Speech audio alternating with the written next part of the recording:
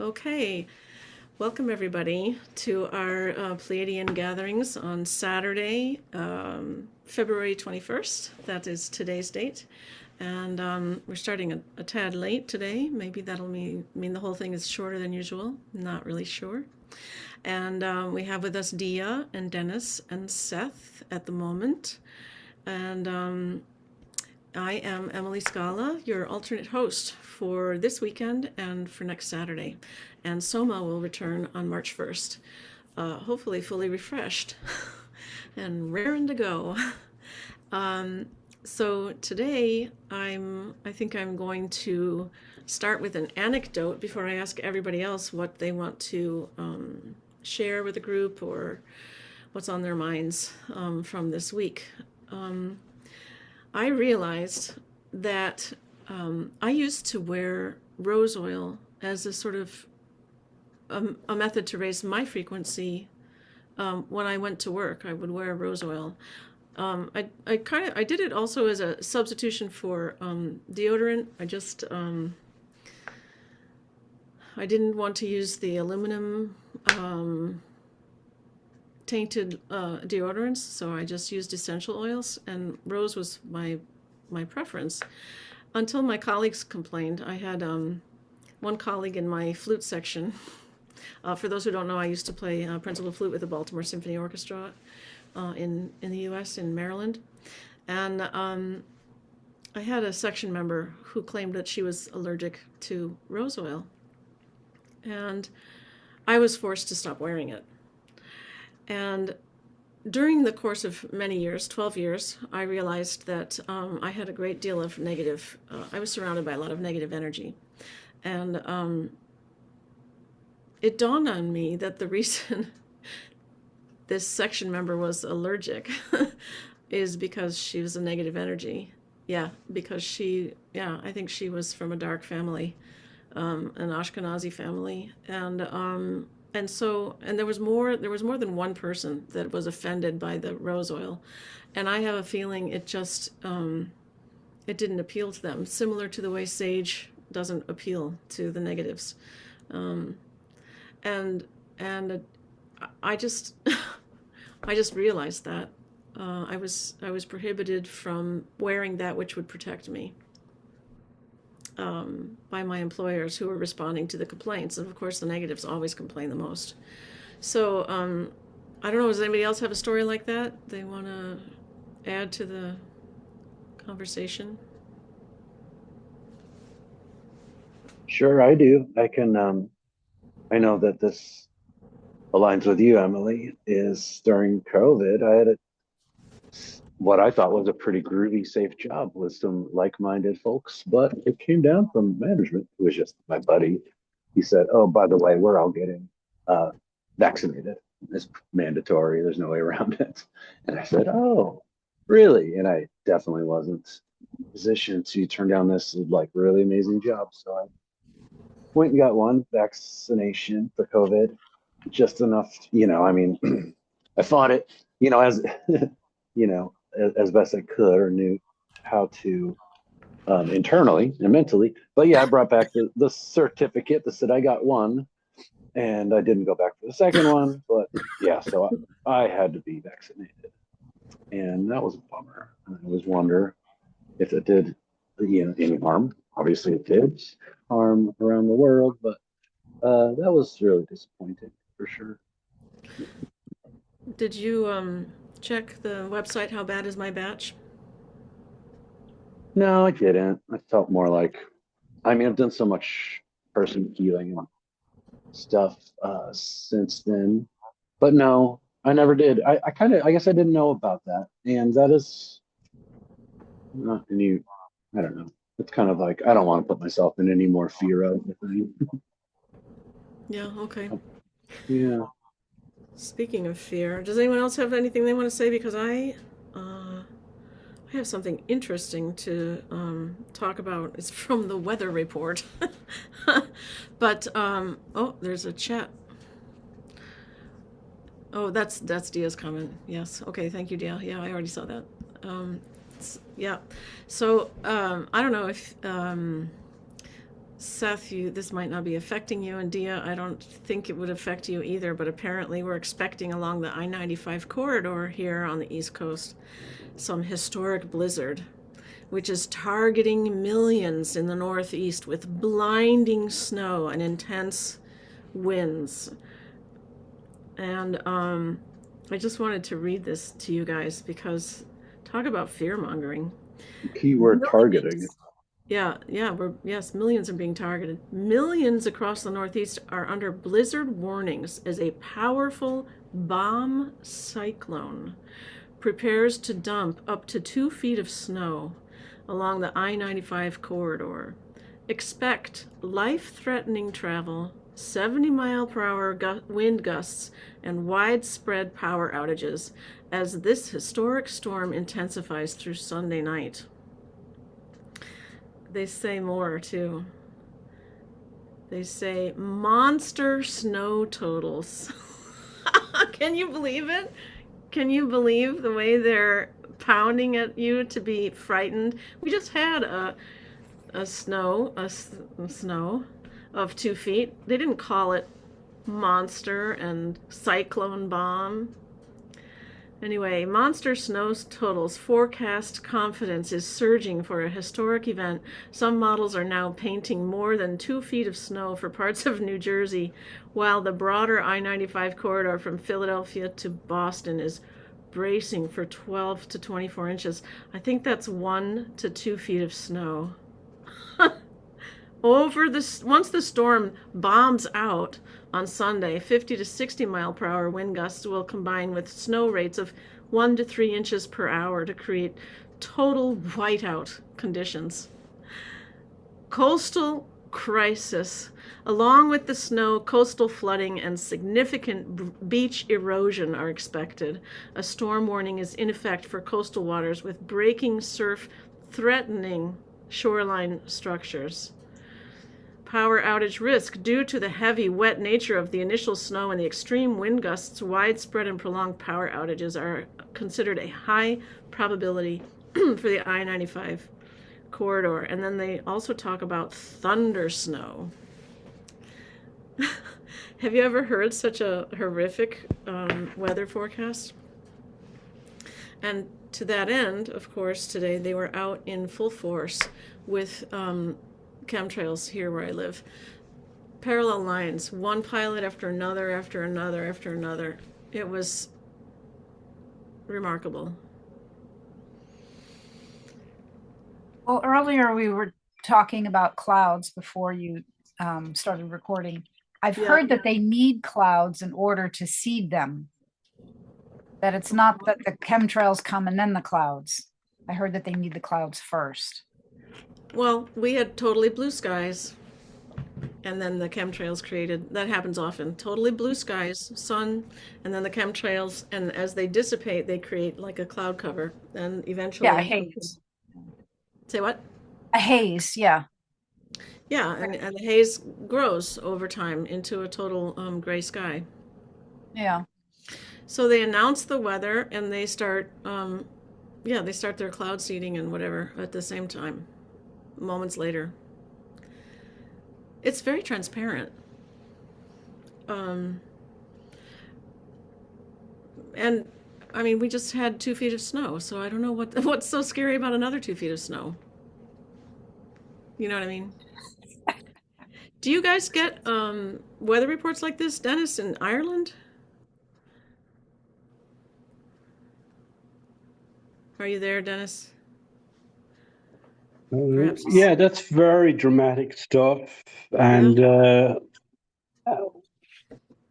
we haven't, no, that's super dramatic. And it's hard to think of an example of that. But there is a trend which is very, very obvious, very clear, very visible of bringing fear and hyper language into the weather. Like I remember, so many years ago, they would show us there's a sunny weather, and we might have temperatures up in the high 20s or early 30s.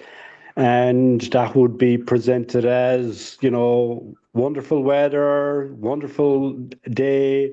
It would be presented as a positive. It's shown as a bright, shiny sun over the map of Ireland.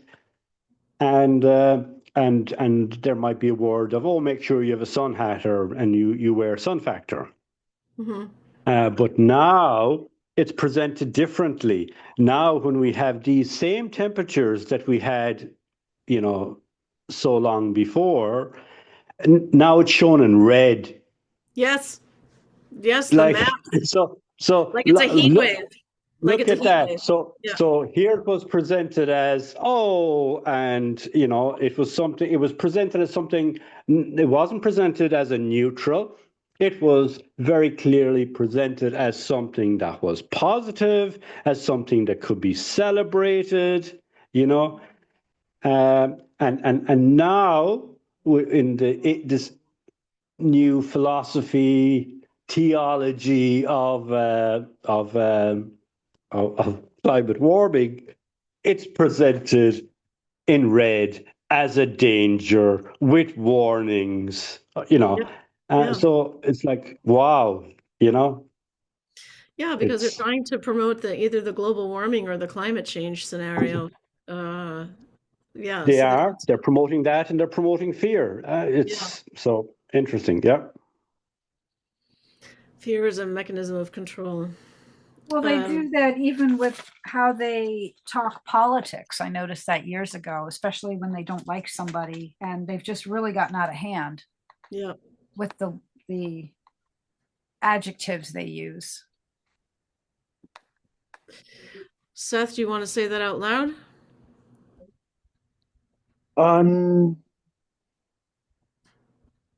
Oh yeah, it was on camera, wasn't it? Well, yeah, we were discussing your rose oil, Mm-hmm. and that person who objected to it, it could be that they weren't actually allergic to it, but it was just triggering her darkness or her willingness to be in a dark place, Yeah, and exactly. she didn't understand why it was so triggering to her, but she acted out and lied and said that she was allergic to rose oil. Do you think the dark entities are completely unaware that they're dark? Good question. Maybe better posed to Father Mulcahy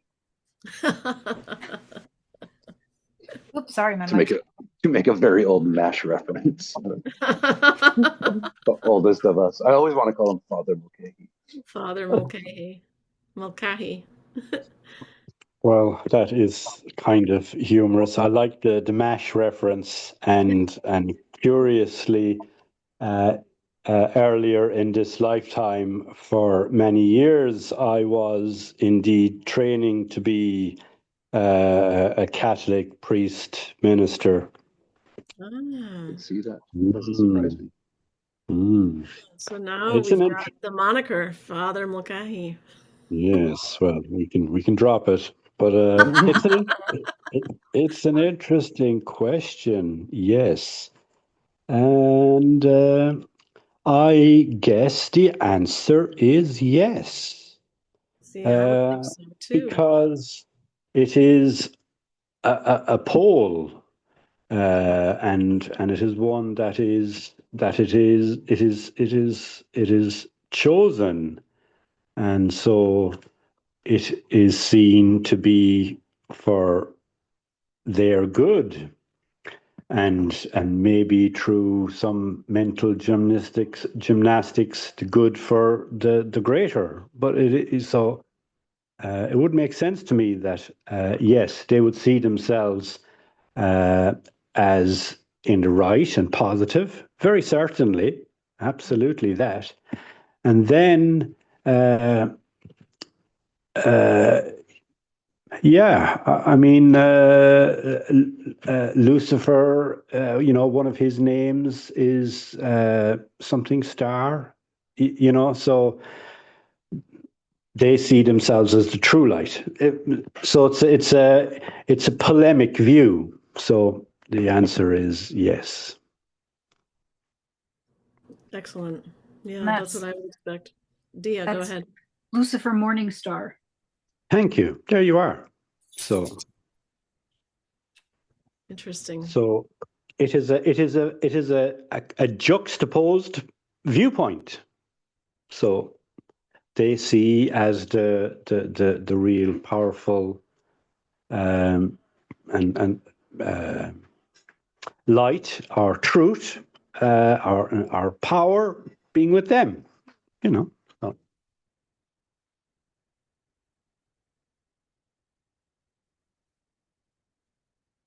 I I once early in my career, there was a guest piano soloist who was the first person to say something to me about my light. Um, and I was really, I didn't know what it meant, you know. He said right out, he said, "Your light is so bright," and I was like, you know, my light. How do you see my light? And it's very interesting because this fellow is Jewish, and I don't know the Kabbalah, but I wondered if they teach about the light from starseeds. What do you think, you guys? Do you know anything about it? Oh, Amira's here. Hi, Amira. You're Jewish too, right? Are you able to talk, or are you at work? I'm not Jewish. No, I just Oh, was you're not. muting. No, Oh, I I'm thought you here. I'm were. here. Oh, No, I was born. My mom and her parents and all they were Methodists, oh, but I was born from but I was a raised foster family. I was raised by Anglican, and so I'm Anglican. And then I found out years later through my heritage and stuff that my direct ancestors had a big, huge they had a big part in creating the Anglican Church. And honestly, I'm not a fan of Henry, but I'm glad that he actually broke away from that. But yes, my I come from blue blood British line. Shocking, because my friend in England, I said, who's Arthur Harris, who's William Harris, who's Lady Joanne Smith and all this? And then she did some research and she goes, Amira, do you know what you descended? I said, no. She goes, blue blood. And then I found out and I realized I am a direct descendant of John Lachlan, the uh, Magna Carta king, whose mother came from Aquitaine, France, Merovingian line. But anyways, right, Eleanor of I Aquitaine. yes, ma'am. Yeah. Wow. That's my ancestor, my great great great grandmother. Yeah, yeah, I am. It's something. It's really some. I've always felt close to Jesus, or I was him, or feel like I'm a big part of him in my mind forever, and I just didn't know until now. And then Mother Mary, not Magdalene, but Mother Mary, I feel very close to her. She came to me in dreams, and and then when I would touch her statues, because my ex is Italian, and they have big crypts, and they bury mausoleums, and so every time I touch some Mary statues, like I want to cry. So Mm-hmm. there's something big, Mm-hmm. and yeah, but anyway, no, I was Jewish in a past life in Warsaw, Poland. I was 14 when me and my family were murdered. Oh, I see. That must be what I'm The thinking. Holocaust, that's right. Yeah, I remember you When something. um every time I hear the word Treblinka or hear the red, like ever since I've, all the death camps, um when I heard that as a little girl, I was like 5, 6 years old, and when I first heard of it, and still now when I hear of it, it sends chills down my spine. Uh, when I was 5, 6, 7, up to 9, I would not go in the shower. I would have, or I wouldn't go in the shower. I would have to go in the bathtub. Of course, today, as I grew a little older from a child, I take showers like no big deal, but I was too afraid to go to the shower, and I would put a cloth over my face thinking I could breathe. And I don't know why I did that. Um, and it just stuck with me, and then from a teenager up to my mid 20s, I would grab anything about the Holocaust, anything about stories about family. I was into it. I kept having dreams too, where I had a number on my arm, and they did the selections, and I was running away, and I had so many dreams of that. 16, 17, I woke up, my heart was like beating so fast. And then I was drawn to Poland. Now, my Polish friends and everything, they are shocked. They are shocked how I could pronounce Polish really well, because a lot of times it's a very hard language to pronounce and everything. And they tell me, they try to teach Americans some Polish words, and the Americans will try so many times, but they can't get. But they're like amazed at how I could understand and I can speak a little and how I could pronounce the words.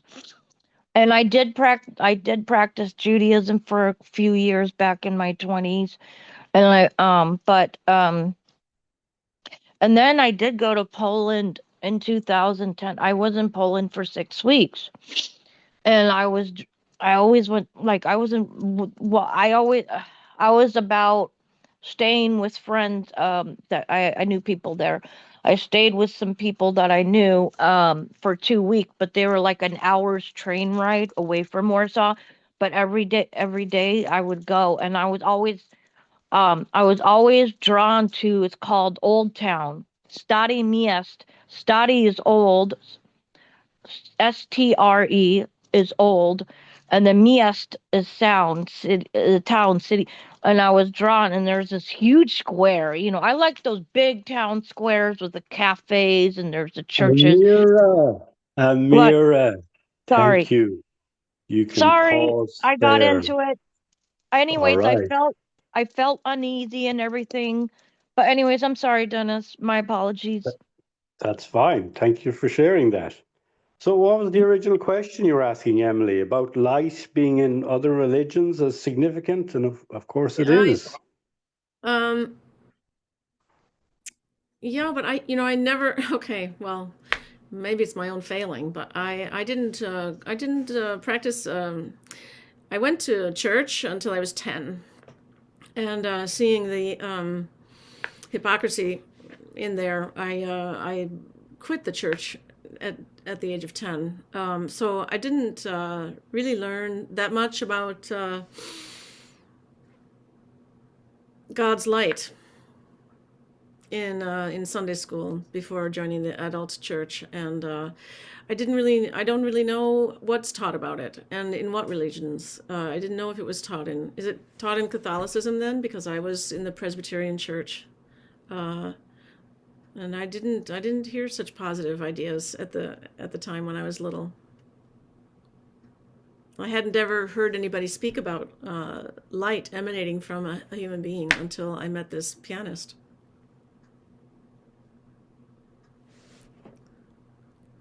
Dennis, do you want to speak to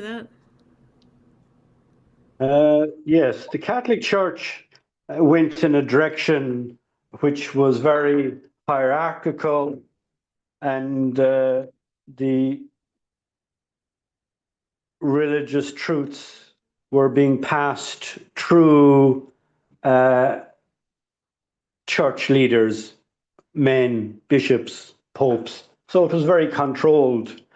But there has always been, in Christianity, in Catholicism, there has been a mystic or spiritual element. So it would have been strong in that, where people, despite the hierarchical controls and top control, there have always in history been many people who have been contacting that element of the divine, of the light, and communicating it.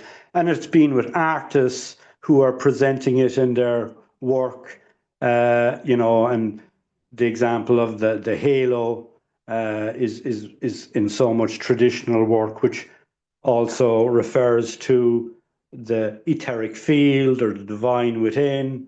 And that is something which is common in all religious traditions, an importance of light, importance of sun, like the Hindus have Diwali, the Jewish festivals, the candle lighting is so significant, but it's across the board.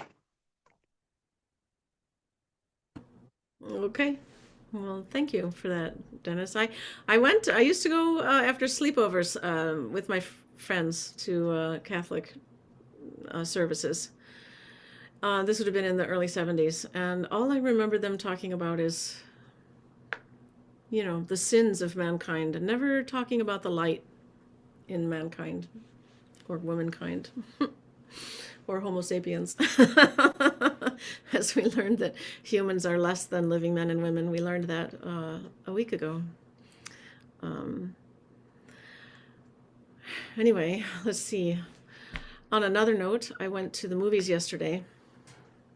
I saw a movie called Solo Mio, and I was subjected to, as anybody who's been to a movie theater will know, a barrage of advertisements for extremely toxic products. Candy and Pepsi Cola and Coca Cola and I don't know, some new lemon lime drink I've never heard of before. And then of course there were the previews. There are some interesting movies coming down the pike. One of them, that's funny, I don't remember what the title of it is, but it features a shepherd and his flock of sheep. And the shepherd reads to his sheep every night. And he thinks they're not capable of listening. So sometimes he'll end story time before the climax of the story is reached. And so this movie is about the sheep. The shepherd is found dead one night, and the sheep decide that they're going to solve the mystery of his murder. And so the whole movie is about the sheep rallying and doing more than you ever expected they were capable of. And I wondered, is that a metaphor? Is that a metaphor for those beings that we like to refer to as the sheep or the sheeple? It should be very cute, but it definitely created a sort of heroic persona for the sheep, and that was a very sweet idea. On another note, they're going to be releasing a movie about George Washington. Isn't it amazing that, in theory, George Washington was the first president of the United States of America, and they haven't made a movie about him until now, 200th anniversary of our independence, our so-called independence from Britain, Great Britain. No, it wasn't Great Britain at the time. It was England and Scotland. And was Wales even in the picture at that time? Dennis, when did the British Isles become Great Britain, as far as you know? Was that in the early 1700s?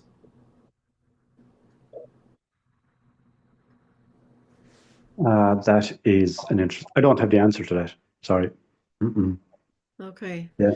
The reason that's important is because that would have been when I understand that the monarchy, the Queen, I think it was Queen Anne because it was early 1700s.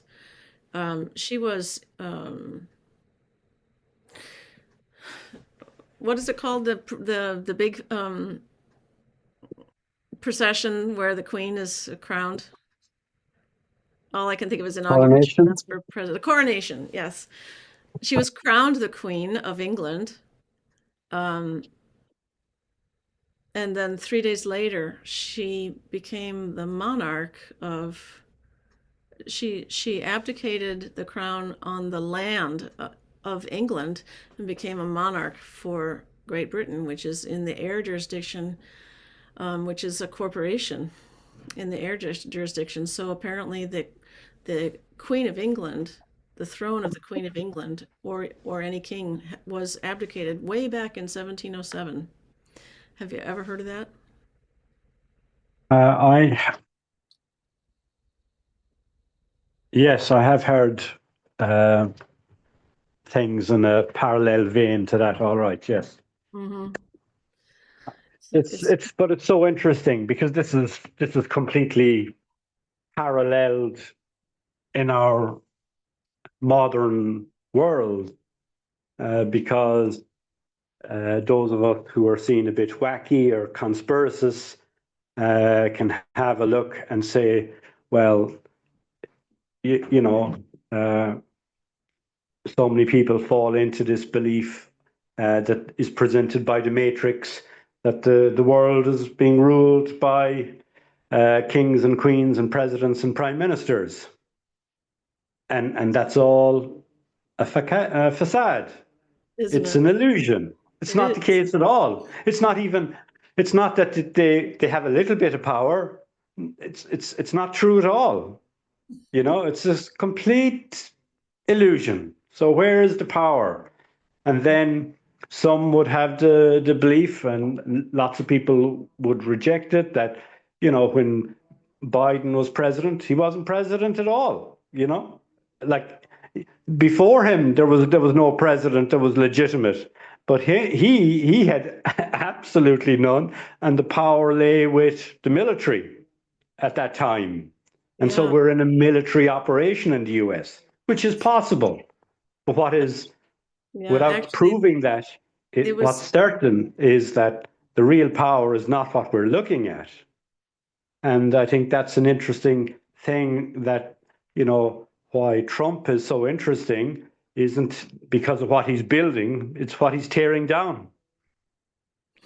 And Yeah. he's tearing down this facade, this illusion, this false control. Well, that's very interesting because I wonder how far he'll go with that. Because it was actually in 1860, early 1860s. I get confused if it was 1861 or 1863 when Abraham Lincoln wrote the first executive order. And executive orders are actually illegal. they are no president is supposed to write an executive order, but the very first one was called the Lieber Code, and in his executive order he gave power to the military generals, and essentially the generals of the military have had power over this country ever since Abraham Lincoln gave it to them. So that was prior to the Civil War, or just in order to maybe start the Civil War with a cover. I don't know. Well, no, it was under cover of the Civil War that he gave the authority to the military. And so apparently the military have had this control for 160 years. And nobody knew about it, especially not the military. Welcome, Eric. Next time, I just muted you myself, but so next time you come in, make sure you come in muted if you don't mind, so we don't hear the background noise, if I might ask. I'm not going to be hosting very much longer, but so glad you could join us today. I'll just finish my thoughts for a moment. So we've been under military control for a very long time, and nobody has been the wiser for it. And so it wouldn't be, I guess, if we had known that, it wouldn't be a surprise to learn that COVID had been a military operation. And that was, it's up to the Army, actually. The U.S. Army is supposed to protect the people from tyranny and from foreign invasion and all of that. And so these generals that Lincoln would have given the control to, they would have been Tories, British territorials. That would be foreign residents, foreigners in our own country, who are given resident status. But even Abe Lincoln, had we been adhering to the 13th Amendment, he should never have been president because he's an attorney. He was an attorney with the British Bar Association. So it was it's been a fiasco in this country for a long time. The coup happened a long time ago, and it happened even longer ago in England and Scotland and Ireland and Wales, and and to that point, I just want to say that Great Britain and the United Kingdom, the Great Britain is not a country. The countries are still England, Ireland, Scotland, and Wales. Those are the countries. Okay, Dia, before I go too far on this tangent, go ahead. What is your question, please? Well, as I was listening to you, I came up with two, but the first one was, you said an executive order is not legal. Based on what information? Based on the Constitution, based on the limited powers that are granted to the government by the people. That's not part of their, it's not part of their, what is the word I'm looking for? There are 18 powers or something like that that were stipulated to in the Constitution. I'm sorry, the exact word is escaping me at the moment. Kind of happens when I'm in front of the camera. I can't seem to think very straight. But anyway,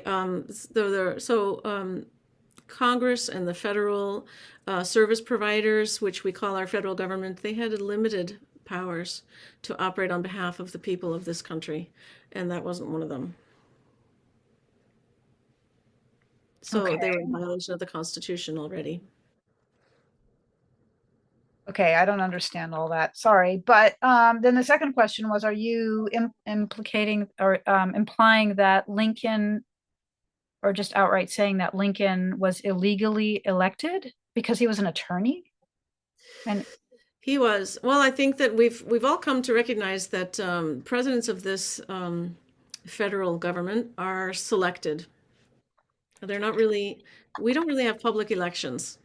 We have private corporate elections, and the Electoral College makes sure that they get the candidate they want. They put a limited number of candidates out for us from whom to choose from, and they also make it so expensive to run for the presidency that your average person can't do it. So you have to be a member of the club, I think, to even be selected to run to announce your candidacy for president. But we're talking way back then. We are, but so all attorneys were had loyalties to the crown because they were they got their titles through the British Accreditation Registry. And when, apparently, according to a judge who's a whistleblower, when they pass the bar and take their oaths, they are required to give up their U.S. citizenship and declare their loyalties to the Crown Corporation. Do you know if that's still? Yeah, that's still the case. The lawyers don't have licenses to practice law. They have a union membership card. They're part of a lawyers' guild. I wonder if they're even aware of it. I don't know. I mean, they take the oath, and in the oath should be this, this relinquishing of your U.S. citizenship. It should be. I haven't seen the oath lately, but that's, if they're taking the oath, it should dawn on them. Oh, hey, I'm being asked to be a traitor to my country in order to practice law. And apparently, it's the American bar members that brought communism into this country. So the tyranny started basically in the courtrooms with the lawyers. And the judges are, previously lawyers. But what they don't tell you is that the judges they're not even judges, they're just administrators.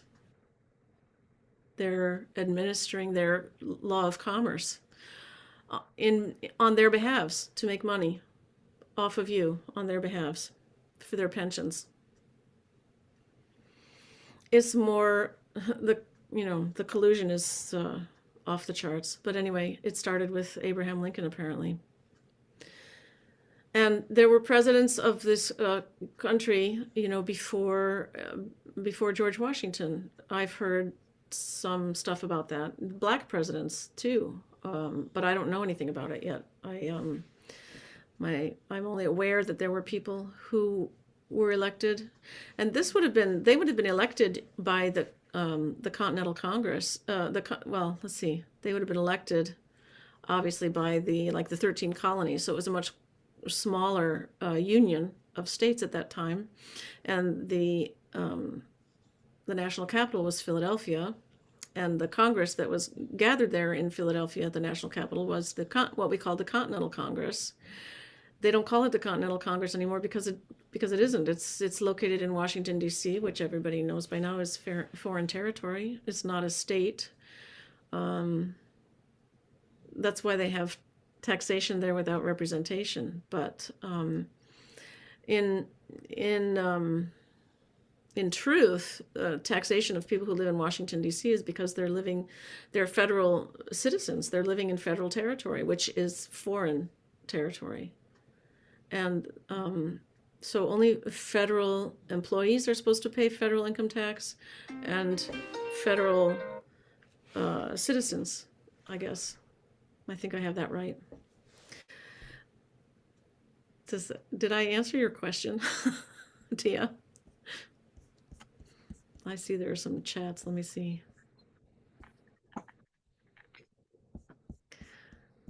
Dia, did you want to say anything more? Did I answer your question? I don't even know. Oh, my question was, I've even forgot now. Okay, fair enough. Oh, I asked you why are executive orders illegal? And then I asked you something about Lincoln.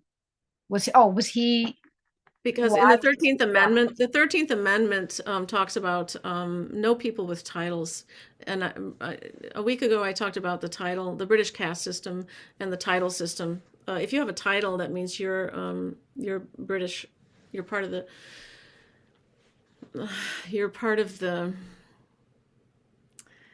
I don't know how to actually. I don't know how to actually speak to that point.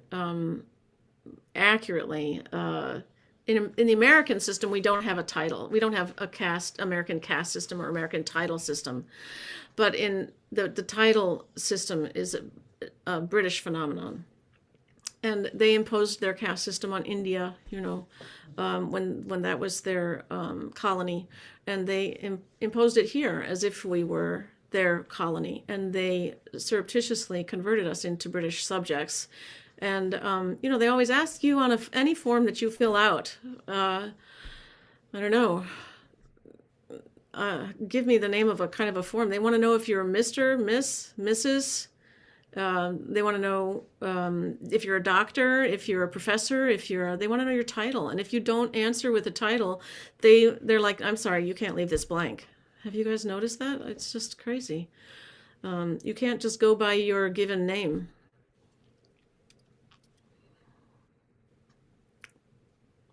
And sometimes you can't even open a bank account unless you, or maybe more than sometimes, unless you declare that you're a U.S. citizen. You can't have a bank account. And, but being a state national is our natural birth status, let's put it that way. And we don't have citizenship obligations in America. That wasn't part of our design when our country was founded. It's all been convoluted. It's been all corroded as the power has been assumed by the Tories, basically, the British. Anyway, perhaps that's enough of that. Should we go? Yes, Mr. Mulcahy, you would like to say something? Yes, I agree with what you have said, and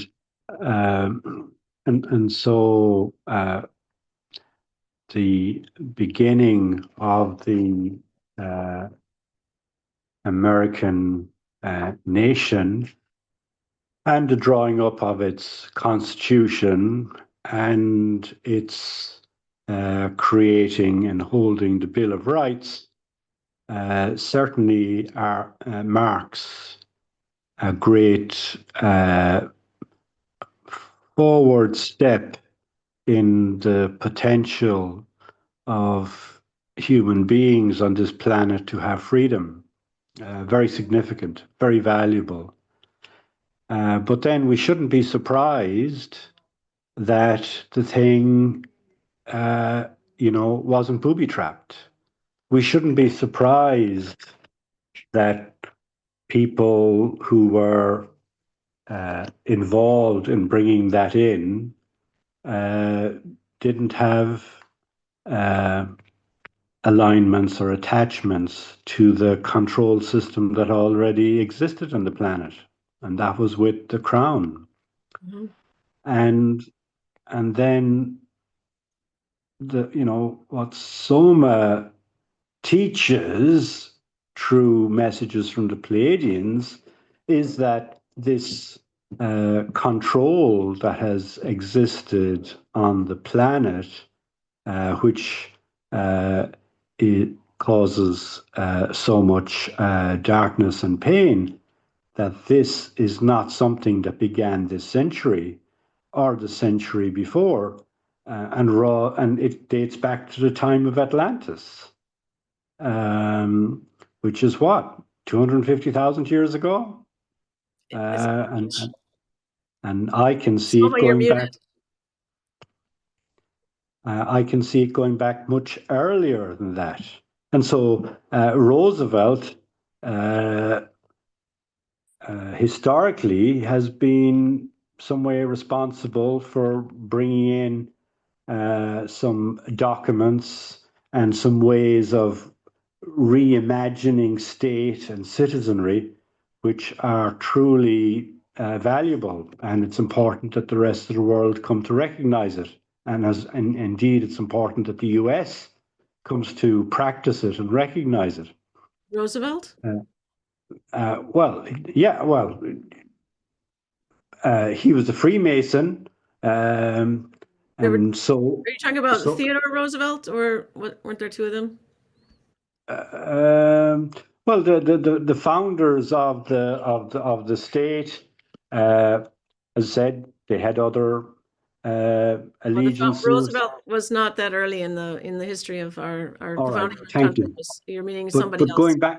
Going back to the earliest time of it, there was nothing absolutely pristine about it, and individuals there, certainly had other allegiances, and it shows up in Washington, the Masonic symbols in it, and the architecture and the pentagram. Well, the Freemasons did build Washington, D.C. That was built by the Freemasons, definitely. Indeed. Yes. Indeed. And so, the original Washington, D.C. was burned down, I think. That's interesting, because I've also heard that the French designed, the architect of the street plan in Washington, D.C. was designed by somebody French. And that was in order to confuse the enemy when they were, so they couldn't find their way around. But I don't know if that French architect was, I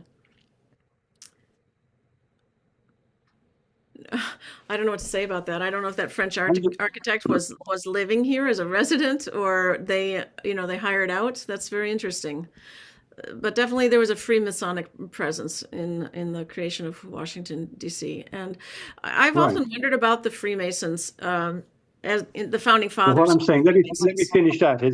So there was some things that are tremendously valuable, and their value has yet to fully blossom or come into to manifest. The power of those documents have yet to fully manifest in the world, and they've yet to fully manifest in the United States. And I trust they will, and that is something that is happening. But there were some very compromised people from the very beginning of the founding of the Union in America. And, myth or legend has it that what is the count who was Gabriel? Some ascended master was involved in Saint Germain. Saint Germain was involved as one of the beings in the writing up of those. And it is possible that that is so. And so there is a hand of divine or destiny being Saint involved Germain was involved in the founding of what? of the American state and writing of the Constitution. You know, I understand that the Constitution was borrowed from the Iroquois Nation. I don't know if they had a constitution necessarily, but apparently the foundation of our Constitution came from the Iroquois Indians. And I don't know about Saint Germain's role, but I will tell you that our current fiduciary is the last known descendant of Saint Germain and the Germain Family Trust. Right. Okay. And then you speak of, so there is what appears to be the appearancy, and then there's the reality. And you refer to early on, power wasn't with the state, it was with the military. Well, what happened was the military lost that power. And what happened is that the moneyed elite, be it cabal, be it draconian control, be it black wizards, whatever grouping you want to assign to being the power, they run the show. And so the CIA and Mossad and large segments of the military, and especially all that was taken over by Majestic 12, and so advanced technology, connection with galactics who didn't have humanity's interests, have continued under that control of Illuminati or elite or cabal, not with the military. And so Eisenhower wasn't fully aware of that. He spoke of a corporate military cabal, but the military were being a puppet in that game. And by the time JFK came about, that control was, lost. And then when JFK was assassinated, then the military recognized we have to do something to regain control. And so they went about a plan to do so. And that's where Q comes from. And that's where inviting Trump to run as president happens. And that is all, it is all a facade, because the power isn't with the American government. It's with where it has been for a long, long time. And there is a big push now to, with disclosure, to make things apparent how corporate and establishment systems are corrupted, and that is something that is happening. So it is an illusion that the American government is running the US at the moment, and that's something that Derek Johnson would speak of and say there's a war mode going on at the moment, and okay, Derek Johnson is an expert in military law.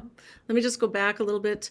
The American Republic was in operation for the first 80 years of this country until Abraham Lincoln, and then Lincoln gave the power to the generals. And it's true that Lincoln's allegiances would have been to the British Crown. So yes, the British Crown could have definitely, he might have been acting on their behalfs. I mean, I don't know all the details. But the generals, we know that our military was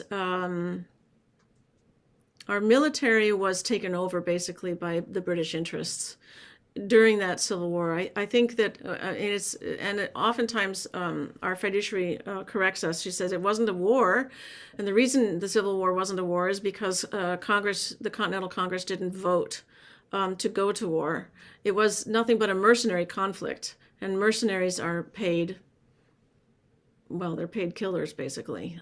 So they're and the military for a very long time in this country has been apparently paid out of a British corporation called Serco. I actually don't know who owns that. It might be a crown corporation for all I know. So the military, I don't know if they understand that they've been controlled by the British Empire all of that time. And the other empire that's played a role here in this country and probably across the world is the Holy Roman Empire.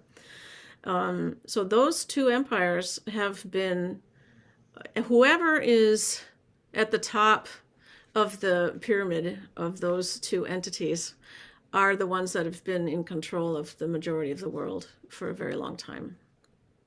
And so that aligns with what you were pointing out, Dennis. Because I'm sure that's at the top is that negative ET agenda that Soma speaks to all the time, and among those are a faction of, I think they're Jesuits called the Black Nobility. They're way up there, and I think they're right under the Draconians and Reptilians and whoever is really running the show. The question is, are they still running the show, or have they been defeated? And I do think it has definitely taken military might and capability to remove the evil from this planet. I really don't think we could have done it without the military. So there must be a faction of the military that's awake and aware and distinguishing themselves from the controlled part of the military. That's cute. Yeah. Well, there's a big question about, Q is probably a military operation. I used to hear that Q started with Abraham Lincoln, and that Kennedy had a Q team, and that now Trump has a Q team. But it's not clear to me that isn't just a military construct. I don't know if that exists. It certainly doesn't exist as part of the nation, the United States of America unincorporated government. That's not part of our system. It's but it would have been part of the corporate federal service providers corporate structure, which it's very important to separate what's going on in Washington, D.C. from the rest of the country, because they are foreign territory and they are run by a foreign corporation.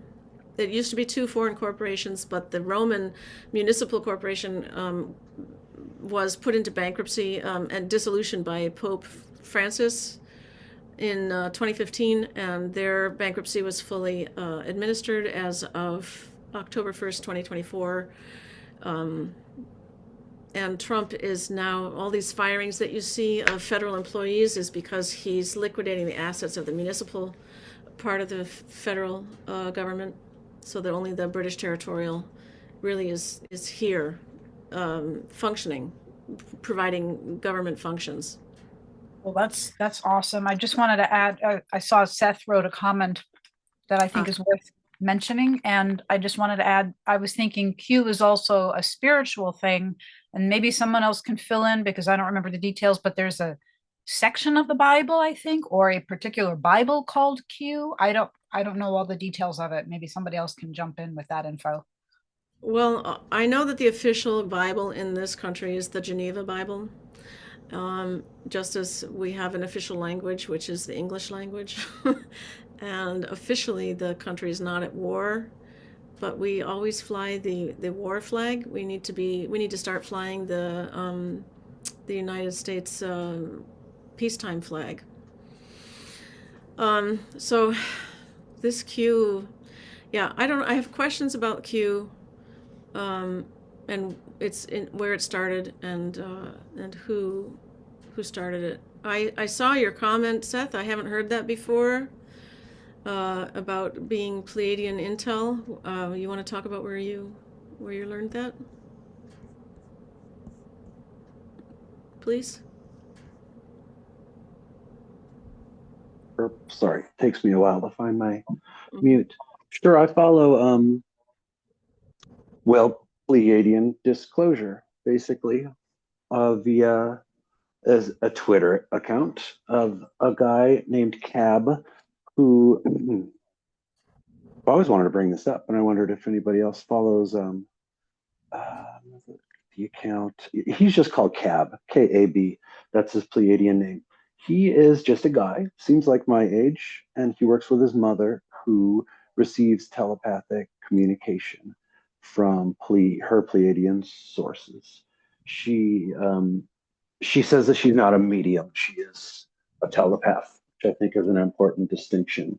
But he has loads of supporters and information that is very specific and interesting, dating back to like 15 years ago, and predicting lots of things. But it is their transmission that Q is a Pleiadian resource within the NSA who posted all the Q intel, and it is all strikingly poignant if viewed as out of time. I don't know. I've never talked to anybody about this, so I'm not sure how well known it is. But if you review the Cube messages from a decade ago or when from ever, I wasn't even into it back then until kind of more recently. I don't think it started until 2017. There you go. It is strikingly poignant to current events, as if it was remote viewed or viewed from a point of non-time. It's so crazily specific, but also still cryptic. Like there's still some junk that nobody can figure out. But he insists, and I've come to agree that and this isn't these guys, this Cab, and it's called Family of Tegeta.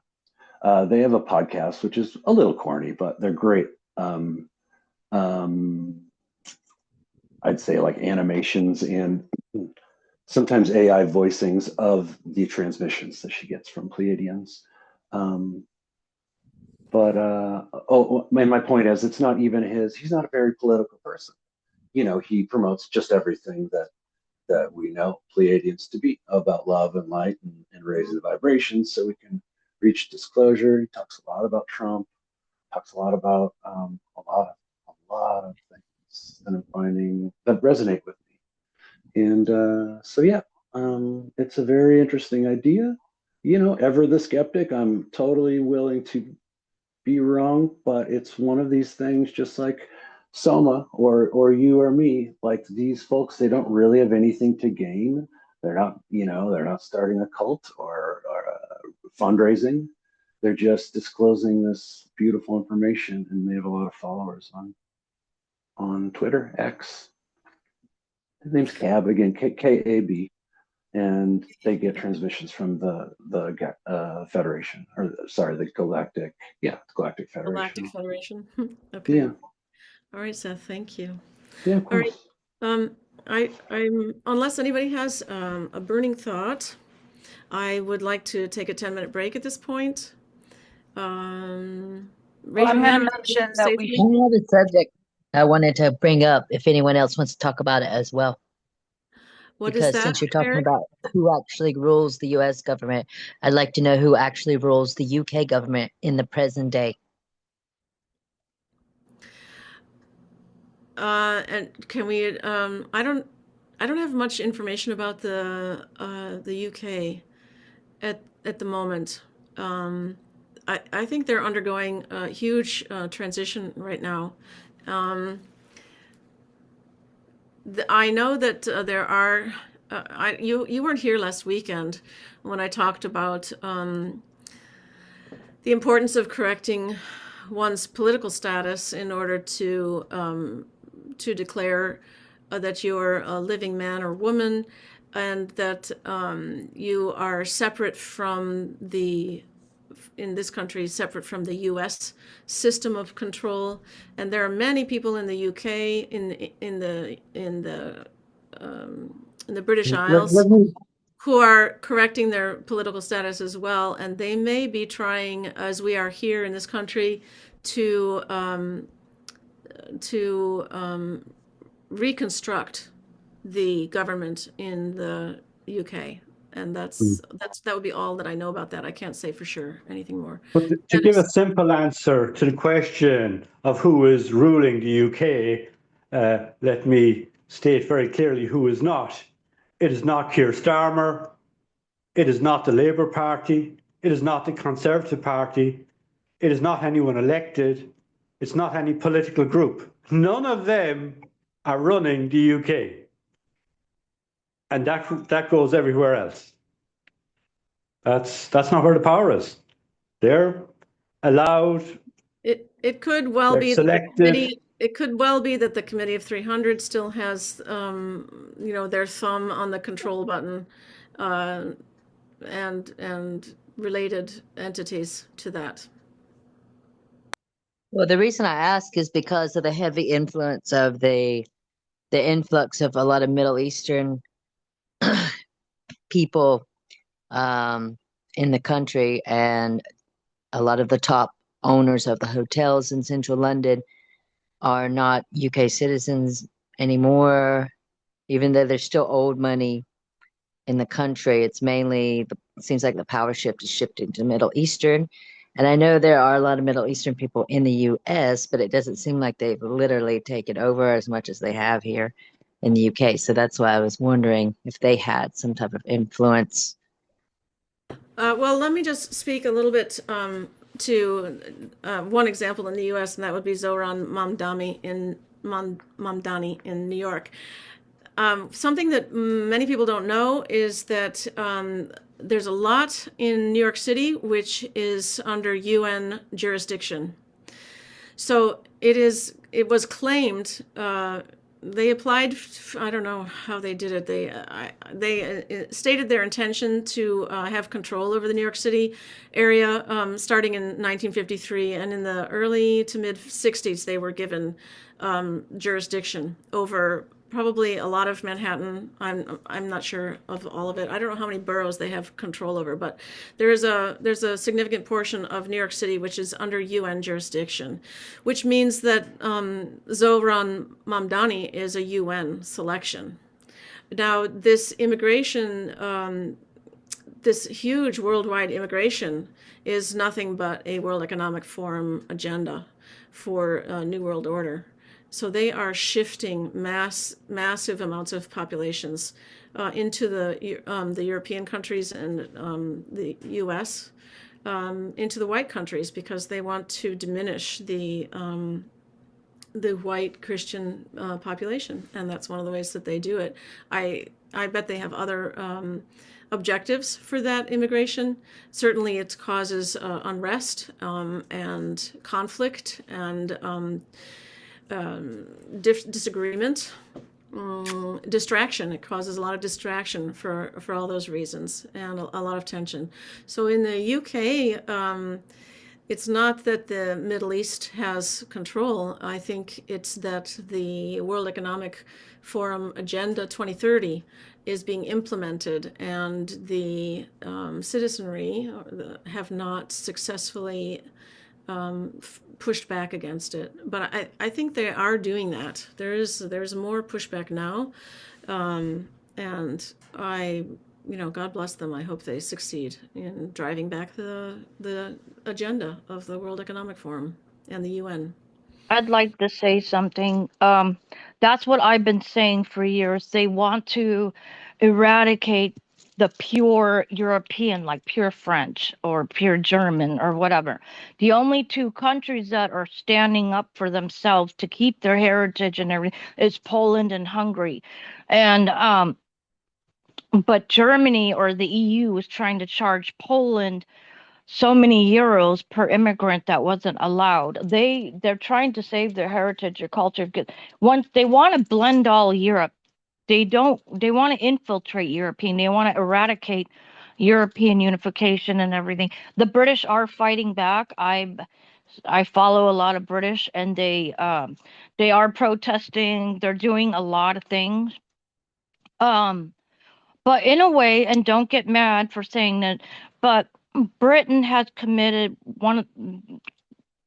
Britain has committed one of the worst atrocities of the world by taking over America, Australia, all those others, what they did. The British committed a lot of genocide, a lot of colonialism. And for me, and Yeah. no one could say I'm anti-British. Okay, I come from British Um, blue blood. My great grandparents are from Britain. It's karma paying them back. Another thing is Starmer's a piece of crap. Anyways, I feel that ever since Lizzie the lizard died, London bridges will be falling down.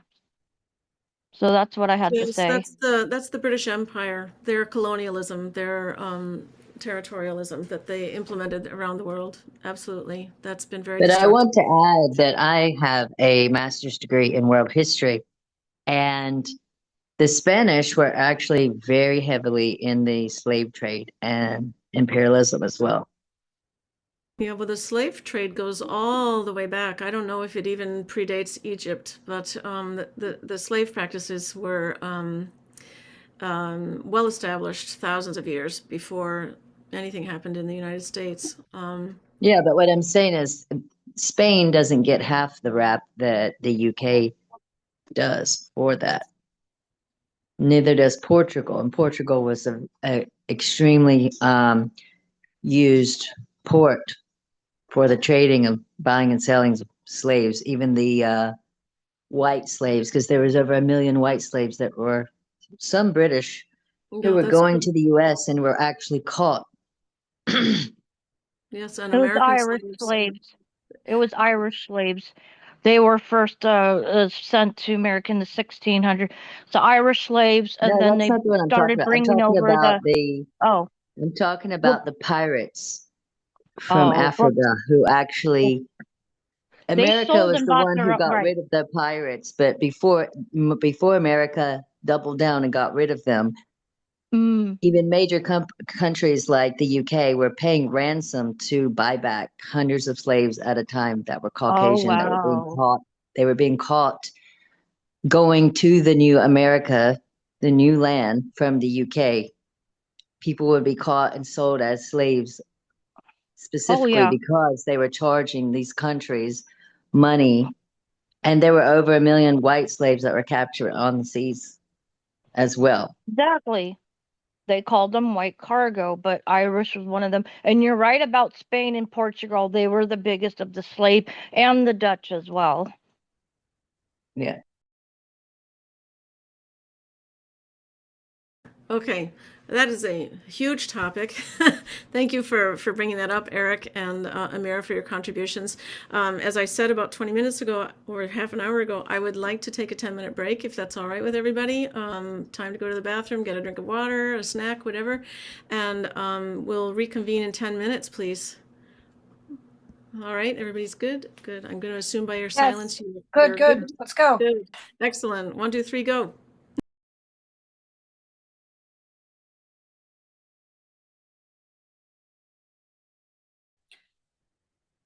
Emily, you're still recording.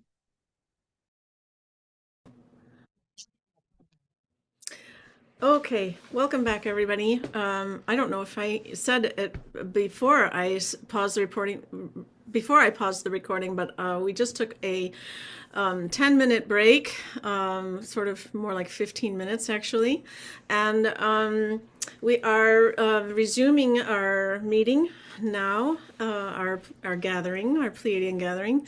And I was just telling everybody that I have a musical selection. I was going to use it, if the conversation took a dive into too much darkness, I was going to use it to bring us back into the light.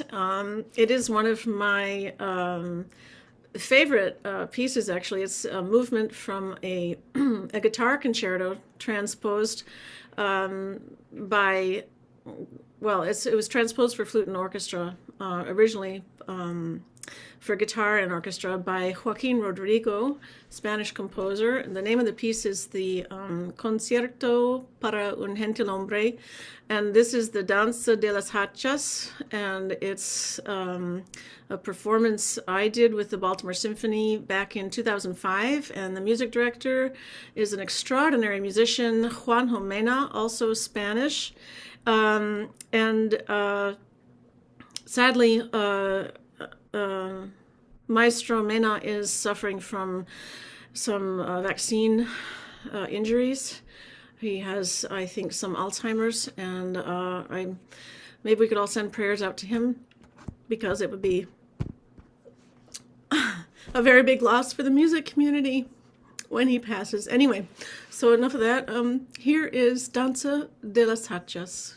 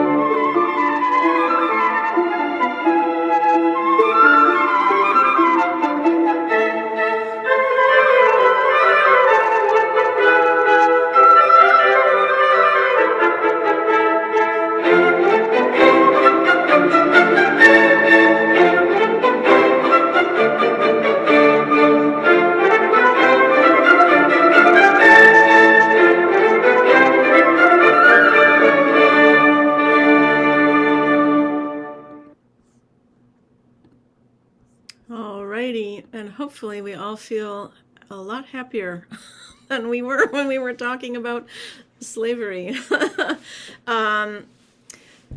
To this point, I want to remind everybody, but Eric wouldn't. It's not a reminder for Eric. It's just to let you know that 2 weeks ago we talked about the enslavement of humanity and how it was repeatedly reasserted.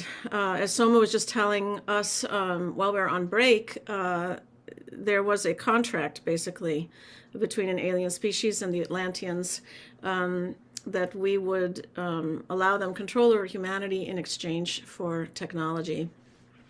And so that was that was a bad choice, as we've all seen. And I think we're here now in order to change our minds, reverse that decision. But one of the things I mentioned, Eric, at that time was the papal bull of Pope Boniface. I couldn't remember the name of the Pope at the time, but in 1302, the Unum Sanctum, otherwise known as the papal bull, announced to the world, in the final sentence, it announced to the world that all of humanity was considered slaves. Slaves to, I guess, the Holy Roman Empire at that time, if he was announcing it from the Holy Roman Church.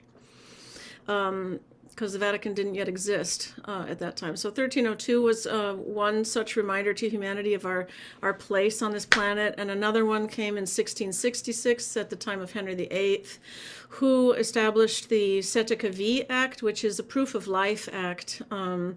You'll probably recall the Great Fire of London, and all of the birth records were destroyed in that fire, and the living people were converted conveniently for Henry VIII, and the Pope were converted into entities that were considered missing and lost at sea. And so this is the need right here, as sort of a pivotal point in history. This created a need to come forward and declare, nope, I'm here, I'm alive, I'm a man, I'm a woman, and I am sovereign.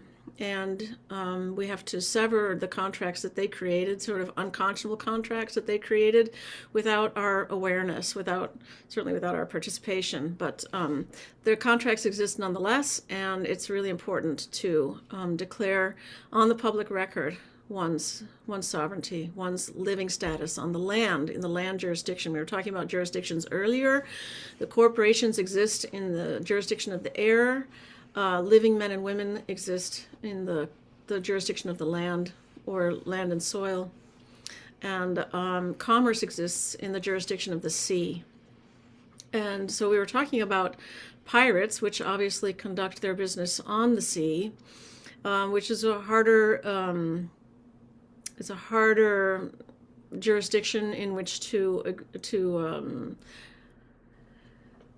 control activity, and you need a big navy for that. And this brings us to why the American government contracted with the British, was for their naval support. They were the only entity on the earth that had such a huge navy. They had actually absorbed the Dutch navy. It was like, this term false flag, it comes from when the British usurped the Dutch Navy and hung their flags on the Dutch ships, and suddenly all of that was incorporated into the British Empire, British Navy. And so anyway, the American government contracted with the Brits to help us in commerce and trade when we were as yet a young country. We contracted with them via something called the Constitutions, and there were limited powers granted to them by the people, which they have clearly overstepped, and they've assumed more authority than they ever had.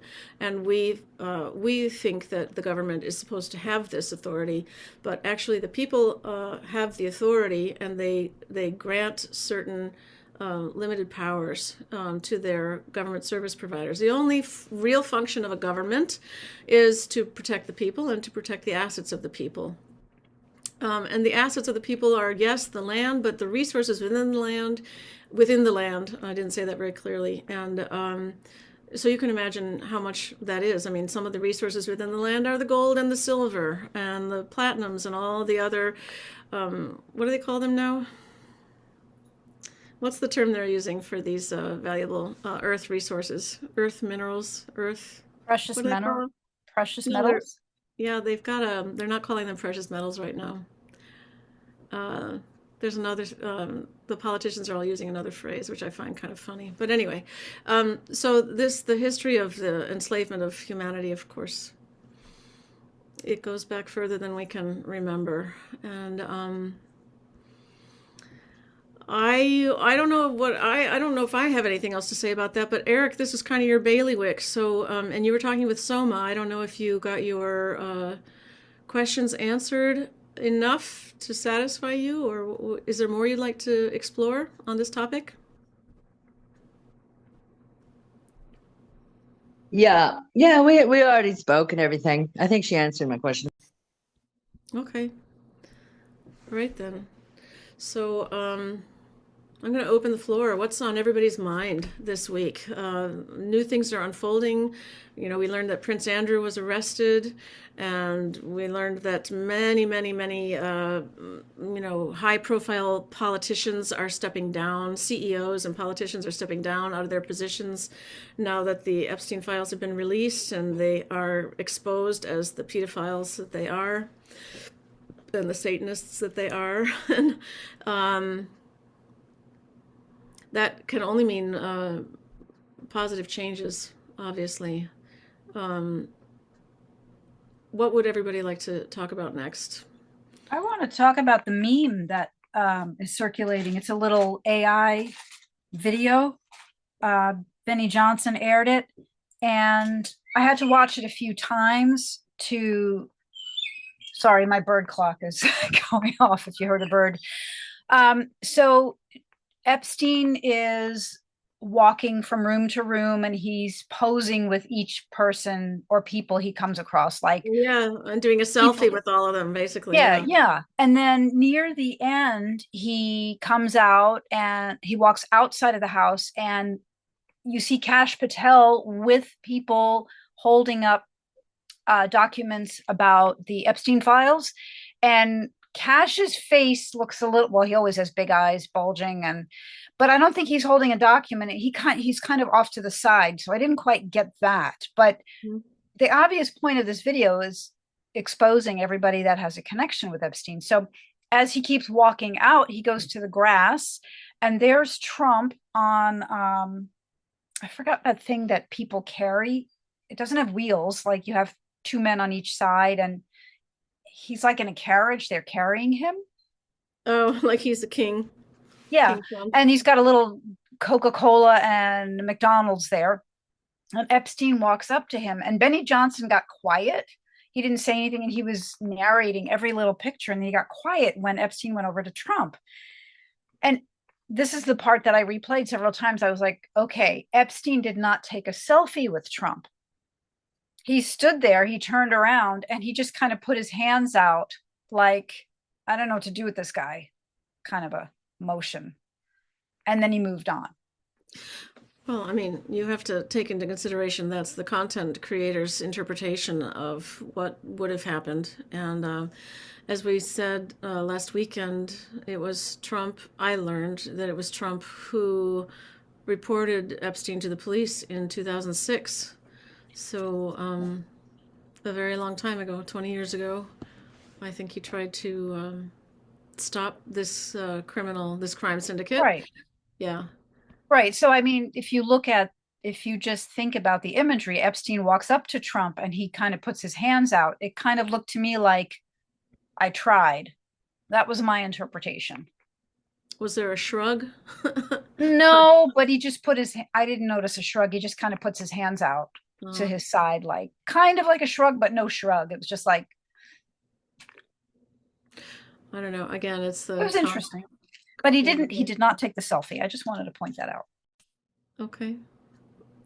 Thank you. I don't think he had much to do with Epstein. Maybe he had business with him one time or something, Trump didn't know about the dark stuff. But anyways, now I wanted to bring up, did you hear about the tariffs? And what is the view and opinion on Trump with the tariffs that they just announced that? What do you mean they just announced it? Aren't the tariffs kind of an old thing? He did something yesterday, the day before, about tariffs. Yeah. Okay. Something about a court had made a decision on the tariffs, whether they were legal or not. The Supreme Court did? Yeah, the Supreme Court. Yeah. You know, here again, we need to point out that in reality, which most people aren't aware of, Trump is president of a corporation, not of a country.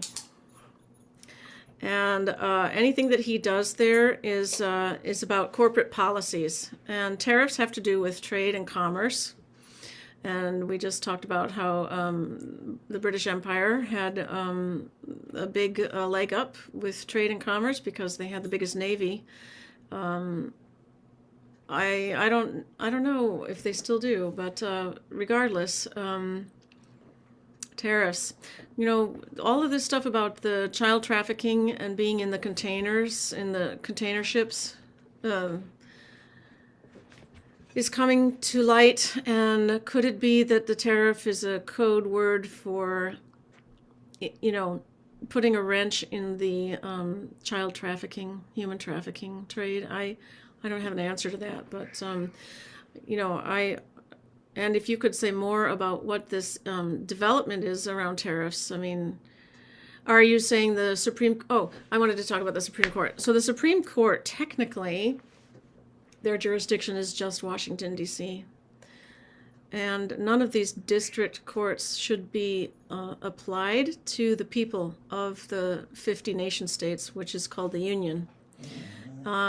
Just 1 second, please.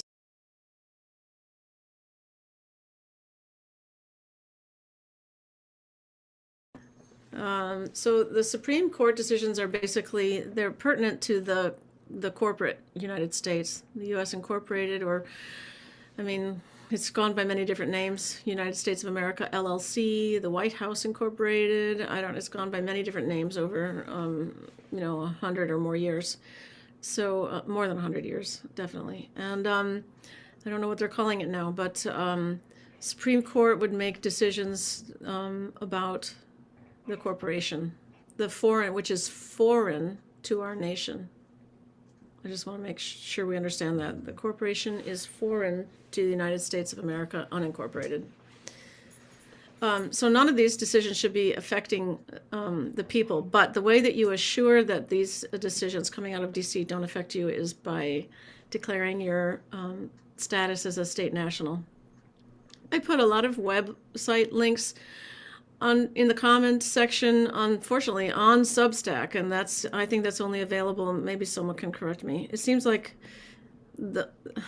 when you post a regular Pleiadian event, Saturday and Sunday, to Substack, can anybody see that? And can anybody access the comments, or do they have to be a subscriber to access the comments below the videos? I have made it on Substack.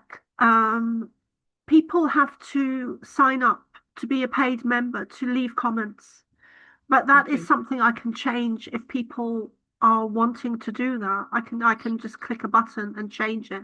So is there another platform that you share these Saturday and Sunday videos to? For the moment, I've stopped sharing on social media. I'm just sharing at the moment on Substack. Okay, so that means that so not everybody that participates on Saturday and Sunday is a subscriber? Yes, that's right. That means those that aren't subscribers, and even those like 48 that registered to show up today, for example, they may not be subscribers either. That means they can't see the replays unless they have access to Substack. Yeah. So those, so that would need That's not true. I've watched them on Substack, and I'm not, I'm not a paid subscriber, but I'm a subscriber. Okay. So sometimes only the paid subscribers can see the comment section or make comments? Well, everyone can see on Substack. Everyone can see all the subscribers can see the videos, but only people who have subscribed to the paid can leave comments. Okay, so non-subscribers, as Dia just said, they can watch all the videos and they can read the comments. They just can't post a comment. Yes. Okay. I think that might be good, because that keeps harassing people from like making one-off like negative comments or something. Well, okay, so my point is that in the comment section for the February 14th event, I put a bunch of websites where you can get more information about the way to correct your status, or why it's important, and what the true the true history of the United States of America is, because we were taught U.S. history, but that conflicts mightily with the real American history. And Emily, yes, it's great that you did that, because I think it's really in this age, in this lifetime that we're in this timeline. I think it's a war on information. So I think that it's thank you so much for sharing that. Do you want me to make the comments so that everyone can see them?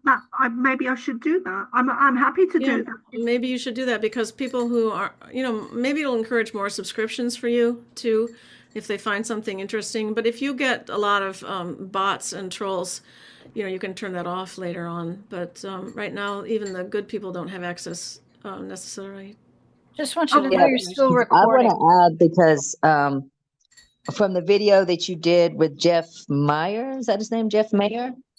He I saw quite a few trolls from the channeling you had done.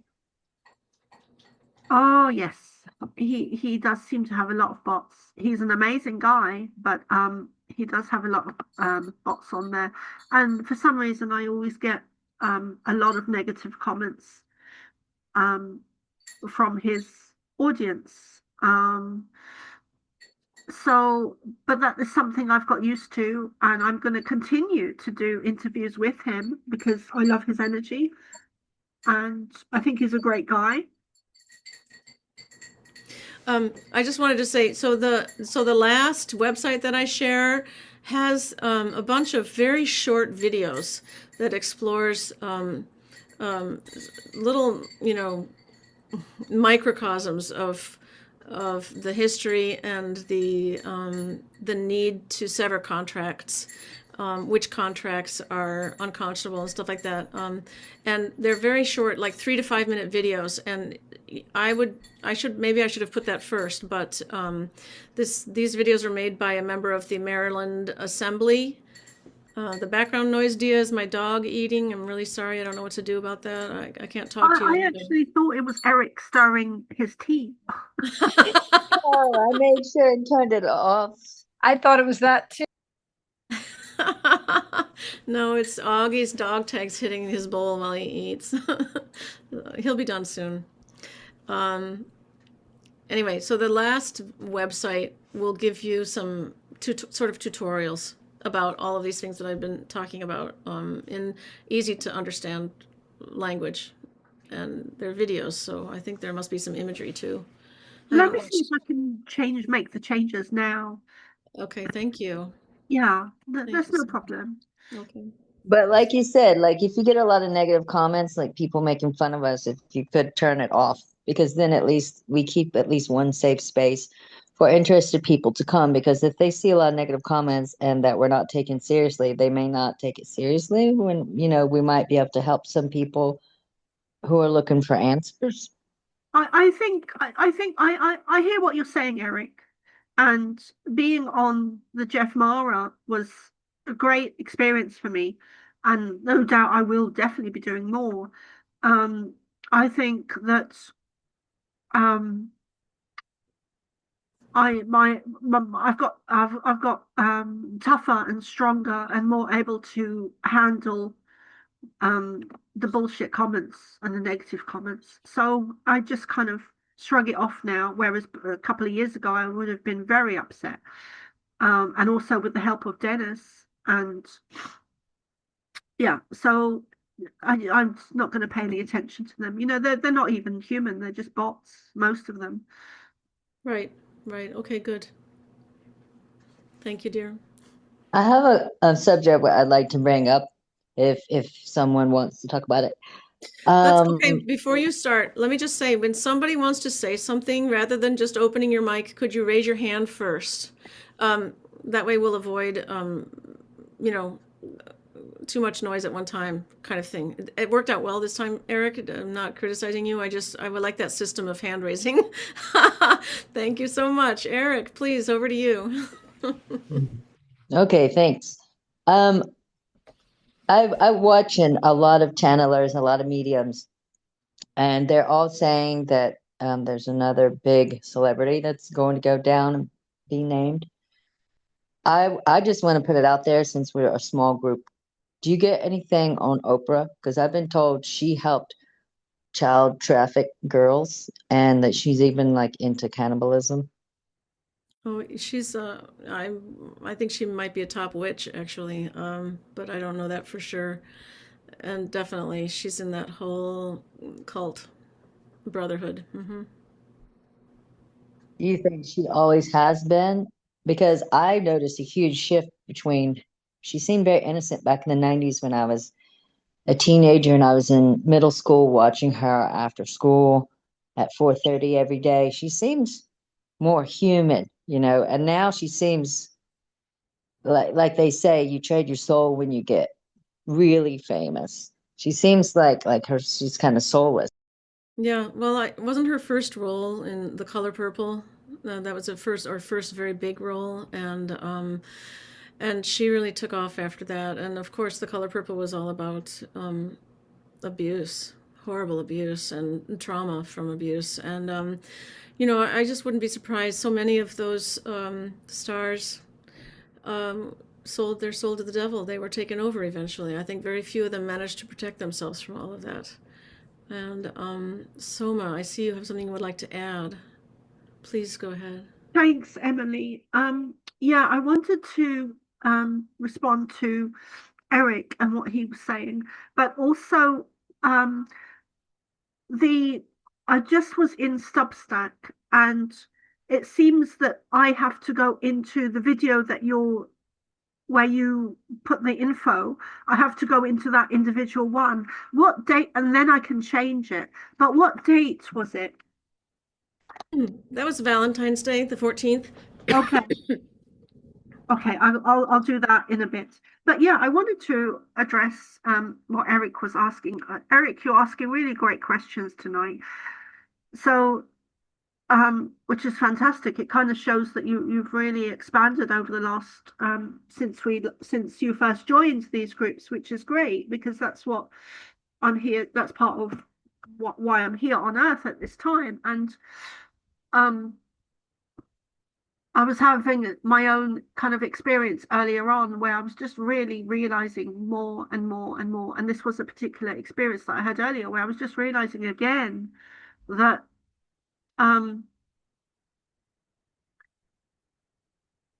that I was born back to front. I was born with all the spiritual gifts, none of the kind of earthly gifts of abundance or being grounded, but I was born kind of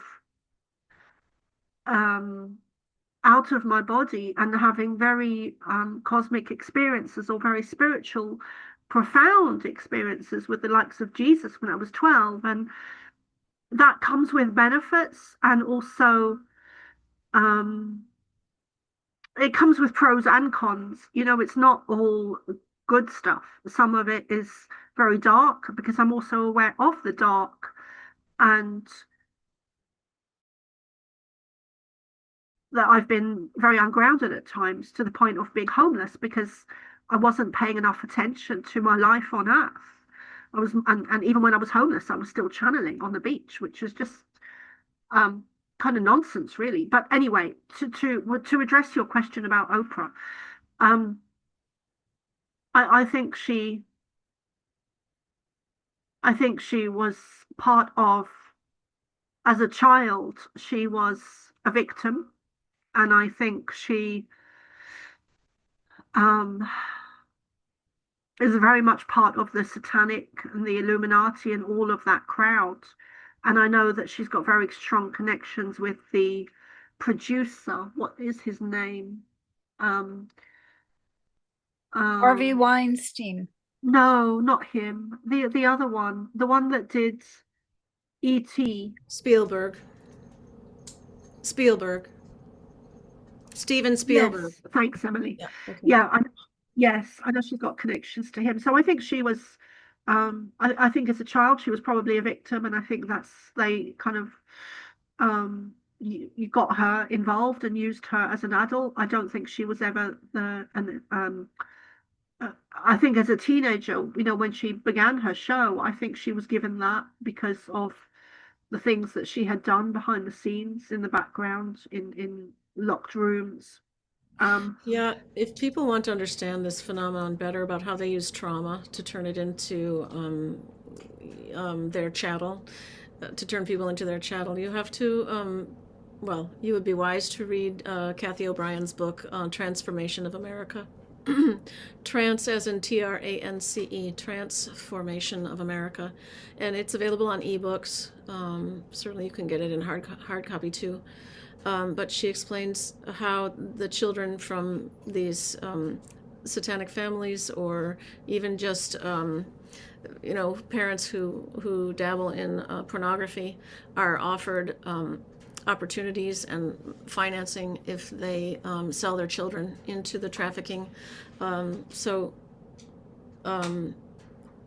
Kathy talks extensively about her own experiences and her daughters, and how that world works. It's very educational. And there are many interviews she's done too. I don't know if anyone's missed some of those, but those are very powerful. You can find those probably on YouTube and Rumble and stuff.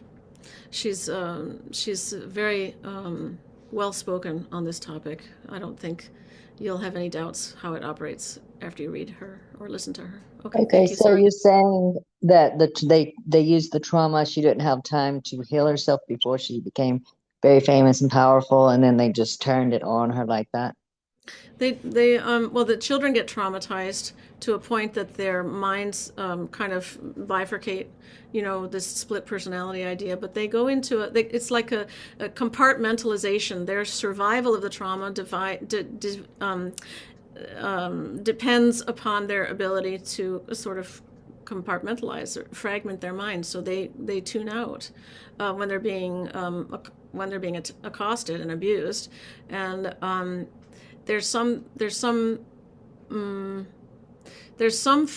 they've learned how to control the minds better of traumatized individuals than those who are maybe in a safe environment, let's say, by comparison to being traumatized. I think that's why they have constant wars, and why they have constant weather disasters, and they have constant poverty and stuff like that, because it does create a traumatized populace that they can, the minds of which they can control much more easily. But definitely this is part of, the abuse that Kathy O'Brien talks about. She links directly to the MK Ultra programs that they were experimenting on children with, exactly how to fracture the mind and access certain areas of it. Is really interesting. It's a tragic situation, and she's brought it to crystal clarity for everybody to understand how that works, how these politicians are involved in it and everything. It's really great reading. Soma, were you going to say some more before I interjected that? No, nothing. Are you done commenting about Oprah? Yes, she set up a school in Africa, I believe, for young females, and I don't know how many went missing, but I know that a group of them went missing, and there's a big question mark about that. Yeah, that doesn't surprise me. That's like what Hillary Clinton did with Haiti, the children from Haiti. That's the other reason. That's the other reason for the weather disasters, right? Is they leave a lot of children orphaned, and they can gather them up and take them away, and nobody will miss them. And they are opportunists. They create their own opportunities. Yes, and also there was, I think it was in Canada, the Queen and one of her sons went the Kamloops children. Yes, and I saw a video today, Emily, where there were bodies that were found recently. Yes. Oh wow, they're within still last finding week, them. I think. Mm-hmm. Wow. Of the children. Mm-hmm. Yes. So there's a lot of things that are going to be coming out, and I've been sharing some of the Pleiadian channelings now for years, and back in the day, when they explained to me that all systems on Earth are run by negative ET reptilians, that even to me at the time it sounded crazy, which is why I took so long to process it. But now we're seeing, I saw a post yesterday where there was or today where there was a woman talking about she wasn't interested in um, the royal family being arrested or the satanic stuff. She wanted, or any of that Illuminati or the conspiracy theories, she wanted to see the Epstein arrests. And straight away, I went to the comments and I left a comment saying they are the same, one and the same. And when I did that, I first read some of the other comments, and there was hundreds of comments of people saying the same thing, which is amazing. Wherein that people are waking up to the fact that they're one and the same. The church, the governments, the Epsteins of the world, the Rothschilds, the royal families, the satanic, the church, the da da da da da da. It's all the same thing. It all goes back. It's a massive crime syndicate. We have to understand that it's no different than the mafia. It's a massive crime syndicate that these people are all tied into. And they are silenced because of the compromat that's collected on them. And that's how that these secrets are allowed to be sustained so long term. And why they stay in business. They get the job opportunities in exchange for not revealing the secrets and stuff like that. Amira, do you know how to raise your hand, or is that the problem? You don't know where that function is? Anyway, why don't you, instead of leaving us to read that comment, why don't you say it now out loud, since I think Soma's done. Yeah, I knew, but sometimes I get lost on raising.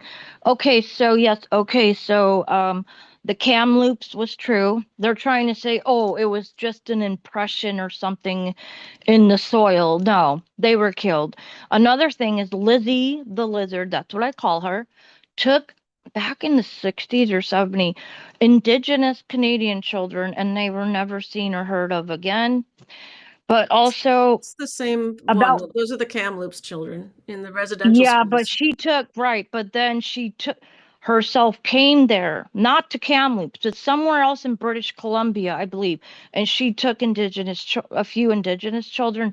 But anyways, I saw on the news and other reports that there's a video of there's a video of Huma Abedin, uh, uh, Huma Wiener's Abedin, wife, yes. Anthony Wiener's wife, Huma Abedin and Hillary Clinton sexually assaulting a preteen girl. That's been coming up. That came up this week. So I wanted to bring that up. Not that I want to talk about dark things, but I thought maybe you should know. I don't know if that was sexual. It was definitely satanic. Yeah. Well, they said They were sexual torturing abuse, her. so Well, they want to say that probably because it's a yeah. little bit more acceptable than socially acceptable than satanic, but they were torturing that child, yeah. And they cut her face off. Horrible stuff. That's pretty dark. Okay, Seth, you haven't spoken in a while. What do you want to? Yeah, that's frazzle drip. Yes, it is.